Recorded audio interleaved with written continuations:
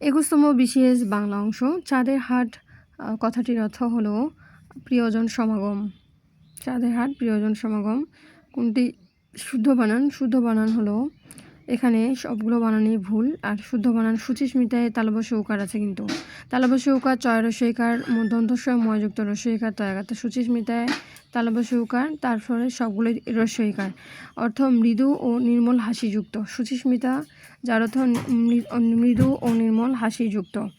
যে নারীর হাসি পবিত্র তাকে বলে সুচিস্মিতা, আর যে নারীর হাসি সুন্দর তাকে বলে সুস্মিতা। কর্মে যাহার ক্লান্তি নেই অক্লান্ত কর্মী।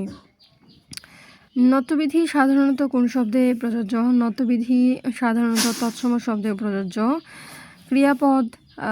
ক্রিয়াপদ মূলত কখনো কখনো বাক্যে উজ্জ্ব থাকতে পারে। ক্রিয়াপদ কখনো কখনো বাক্যে উজ্জ্ব থাকতে পারে। কোনটি অনুজ্ঞা?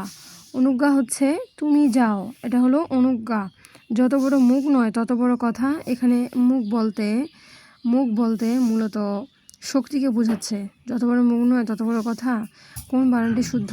শুদ্ধ বানান হলো মুমূর্ষু। ময়কার ময়দীর্ঘ ময়রে বুকার, অর্থাৎ খ ইজ দ্য রাইট অ্যান্সার। 1, 2, 1 মুমূর্ষু। বিরাগী শব্দের অর্থ হলো উদাসীন। বিরাগী শব্দের অর্থ হলো উদাসীন।